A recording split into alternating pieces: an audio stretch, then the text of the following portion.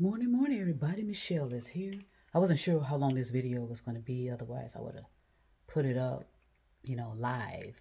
But today is April 23rd, 2023.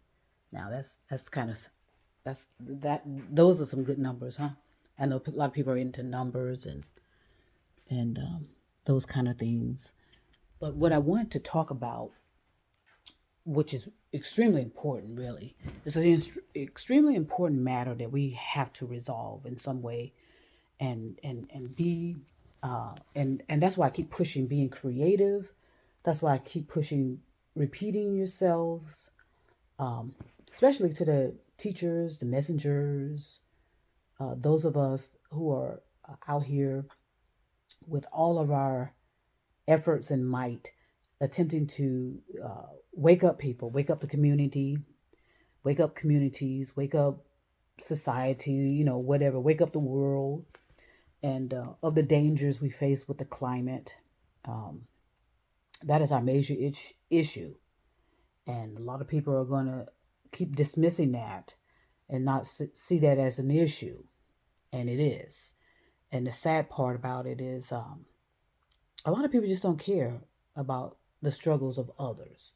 And that brings me back to Black culture. Just think about it, if you can, for a little bit. Who told us that we were poor? It was usually some people outside. Who told us that our communities weren't livable? It was usually people outside. So, outside the community that had no idea what was going on in the community. Okay. Because like I said, I can remember when we were growing up, like we used to have all these kind of gatherings together, get-togethers. My mom would love to throw little quick parties, spontaneous stuff going on. And before you know it, we'll have a neighborhood of people and barbecuing, drinking, and talking, conversating, having a good time. You know, I can remember with some of my cousins, we used to drink that sheet wine back in the day. I remember how we got so sick with that. But we always had so much fun in the community when we came together, acting silly.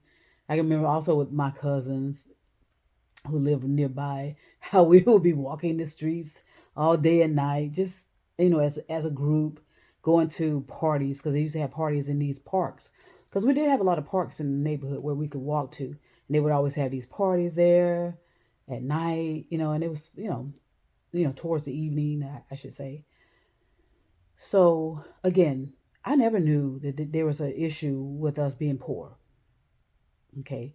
And so a lot of things, that's where we're gonna have to work on our thoughts on a lot of things. So many things have been filtered into our thoughts about our reality from people that have no idea what our reality was about. And their intentions were to break us up regardless. So that's why I say segregation was fraud, and it was an intentional act to break up black communities only. No other communities suffered the effects of segregation, no more than black people, black culture. And then you have these people going around writing books about poverty.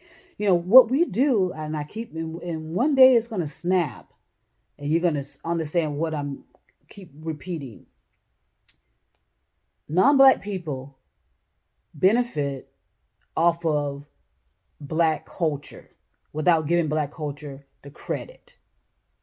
Okay, non-black people, uh, their livelihoods depend on black culture.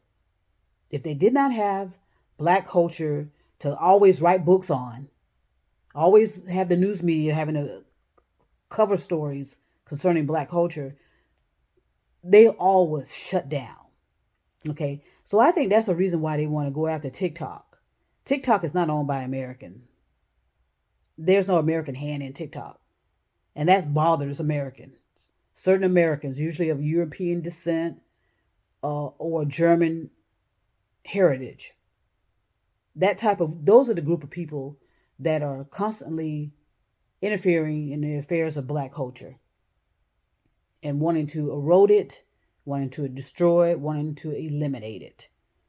Okay, there is an underground movement, and we need to be very, very accepting of this and think about it and contemplate it to destroy black culture by any means necessary. That's why I want you all to advocate to get white police officers out of black culture and watch what happens. Okay? I'm going to send this out to these people that are advocating on the behalf of black culture. Consider that. Take black officers, take white police officers out of black communities, out of black cultures, and put them in white communities and watch what happens. And they won't do it. They will not do it because they know what will happen. Okay? So I'm going to push for that, for people to advocate for removing white police officers out of black culture, out of black communities, out of communities of color, and put them in white communities. These communities that beg and beg and beg at these homeowners association meetings or at the community meetings that they need more police officers in their neighborhoods. Put them there. Okay? And if you have some black officers that want to be in black culture and black neighborhoods, put black officers there. But I guarantee you, if you pull white police officers out of black communities, out of black culture, and put them in white communities, and watch what happens. Okay? So, remember who told you were poor. Remember who told you that your communities were unlivable. It did not come from it didn't come from the majority of black people, because I don't ever, like I said, ever remember feeling poor growing up in black culture. Not at all. Okay? We were fed. Morning, noon, and night, my mom would feed us. Okay? From the efforts of my dad going out and working and providing for our family. So there's a lot of myths going on, and we need to recognize that. Okay? I talked about the Bible, which is a controversial subject for some reason. But was that Bible written for black people, African people? And why was it changed? Has anyone ever considered all that? So again, once you recognize who you are, what you are, and why you are, you will snap out of it. Okay? And you will be gentle with yourself and realize I keep saying it, you've been made a fool of. All right? And it continues and it continues. But if we don't get up out of our delusions, get up out of our beliefs, get up out of our supernatural, and come to reality about our situation, it's going to be all over before you know it. Okay? So focus on your thoughts, number one. And focus on your thoughts of what is really the reality of our situation. What is the reality of my situation? And you'll see that it all has been fabricated. It has been, certain beliefs have been drilled in your head about the existence of black people and why black people are the problem all the time. Even other black people say it. A lot of young people. And that's how I know they're not experienced enough. And they're going to have to reap what they've sown in their thoughts as well. They're going to realize, they're going to realize, that they are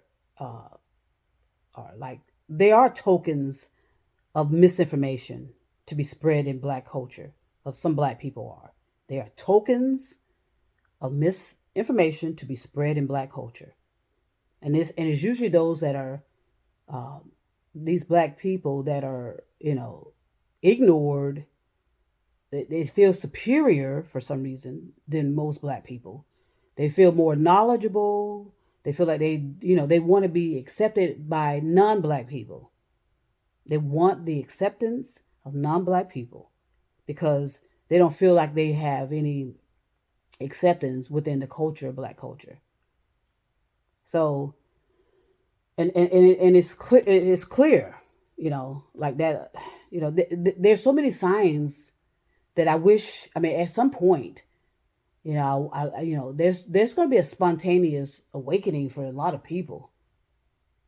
But the thing is you may be, it may be too late, when you realize what you've allowed to fester in your thoughts, which festered in your behaviors and your actions. It is the thoughts. Okay. So if we're gonna, so you can be silent about how you are advocating for social justice. It doesn't have to be always loud. Remember that. You can be uh, just as powerful and just as mindful, just as effective by your silence. And that entails will help you to get some answers as to how to react or behave or your actions and this and that and the other. Okay? You have to get out of these delusions with your beliefs and your supernaturals, you know, uh, your attachment to um, age old philosophies, that have no, a lot of it is just fabricated and not even true. You have to self educate yourself. My point. You have to self educate yourself and not be so concerned about if people think you're crazy or not. Be concerned if anybody think you're worthy or not. You know, it is crucial. I'm telling you, it's a crucial responsibility to understand that wherever you are, you put yourself there. And it came from garbage that has been spread throughout our communities, throughout our existence, and it was a I would say it was an intensive effort to stop Black culture from growing, from thriving, and it continues today, and it will continue unless we snap out of it. Okay, snap out of it and understand your reality and understand what you can do. You don't need the government to tell you to do anything. And we need to recognize that. Again, advocate for getting white police officers out of Black communities, out of Black culture, out of Black neighborhoods. I'll talk more on that and I'll keep repeating it. We need to do these things. I want to send peace and love to everybody all over the world, all over the universe. Talk to you soon.